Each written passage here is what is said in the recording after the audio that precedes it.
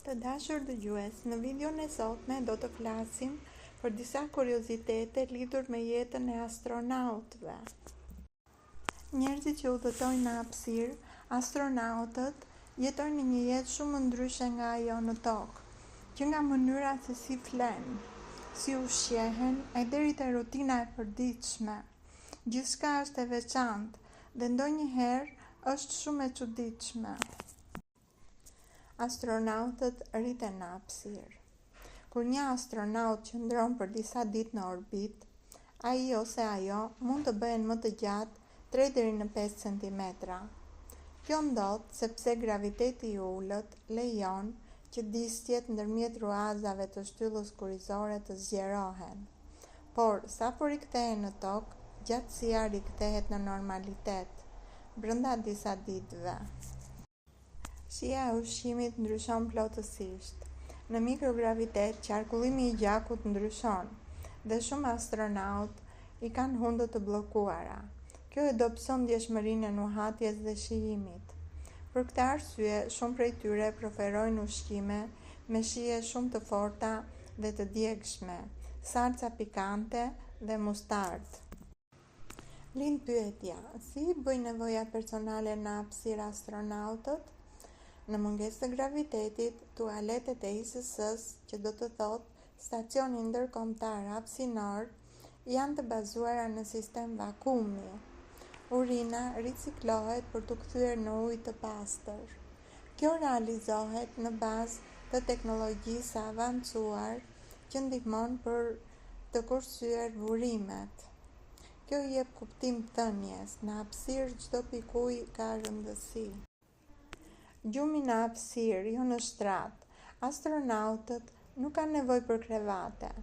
Ata flenë në çanta gjumi të fiksuara në muret e stacionit, në pozicion vertikal ose horizontal. S'ka rëndësi për këtë pozicion, sepse s'ka gravitet. Ndryshe nga toka, nuk ndihen as ngarkesat në trup, as dhimbjet. Por ata duhet të lidhen mirë që të mos lëvizin në hapësirën e kabinës në kohën që flenë. Një ditë në orbitë zgjat vetëm 90 minuta. Stacioni hapësinor rrotullohet rreth tokës çdo 90 minuta. Kjo do të thotë se astronautët përjetojnë 16 lindje dhe 16 perëndime të diellit në ditë. Për të shmangur konfuzionin biologjik, përdorin orare të rregullta me kohën UTC dhe përdorin ndriçim artificial. Stërvitja e përditshme është e detyrueshme për astronautët. Në hapësirë, muskujt dhe kockat dobësohen për shkak të mungesës së forcës gravituese. Astronautët stërviten 2 orë çdo ditë me pajisje të posaçme, që funksionojnë me vakum ose rezistencë, jo me pesha të zakonshme. Astronautët lahen pa ujë të rrjedhshëm. Dushi nuk ekziston në hapësirë. Ata përdorin peceta të lagura, shishe me ujë dhe shampo që nuk kanë nevojë për shplarje. Kjo është mënyra më e sigurt për t'u pastruar pa rrezikuar që pikat e ujit të notojnë dhe të dëmtojnë pajisjet. Psikologjia është po aq e rëndësishme sa shkenca. Astronautët qëndrojnë për muaj të tërë të izoluar, në një mjedis të mbyllur dhe të rrezikshëm. Ata kalojnë teste të repta psikologjike dhe intervista për të vlerësuar qëndrueshmërinë emocionale, durimin dhe aftësinë për të bashkëjetuar në hapësirë të kufizuar. Jeta e astronautëve nuk është gjithmonë aq e bukur, por është e jashtëzakonshme. Jeta e tyre është plot sfida, por dhe përvoja të jashtëzakonshme. Ata e shohin tokën nga një largësi që shumë pak njerëz e kanë përjetuar ndonjëherë. Astronautët na frymëzojnë me guximin dhe përkushtimin e tyre.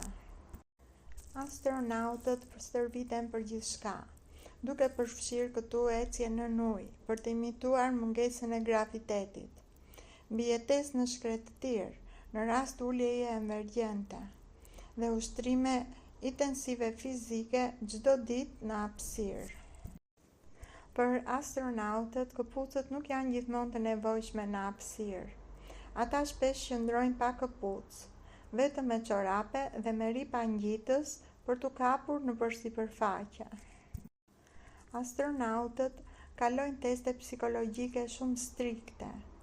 Jeta në hapësirë është stresuese, ndaj stabiliteti mendor është po aq i rëndësishëm sa aftësia fizike dhe teknike. Astronautët ndihmojnë në plotësimin e kurioziteteve njerëzore. Me vajtjen e tyre në Mars, ata i treguan njerëzimit se aktualisht nuk ka bimë që rriten në mënyrë natyrore në Mars, por mundësia për të rritur bimë në kushte të kontrolluara ekziston. Lind pyetja: çfarë duhet për jetën e bimëve në Mars? Që të rritet një bimë duhet dritë dhe diell. Marsi ka më pak dritë se Toka, por e mjaftueshme për fotosintezë. Uji është shumë i rëndësishëm për bimët. Ka dëshmi për akull ujë nën sipërfaqen e Marsit. Astronautët kanë treguar se në atmosferën e Marsit ka shumë dioksid karboni, formula e të cilit është CO2, që është shumë i mirë për bimët. Astronautët e cilësojnë Marsin si një planet shumë të ftohtë. Temperaturat e kontrolluara në këtë planet arrin në -100°C natën. Gjithashtu, në këtë planet është përcaktuar se presioni i ajrit është shumë i ulët për bimët. Për këtë arsye, duhen sera të mbyllura për të rritur bimë.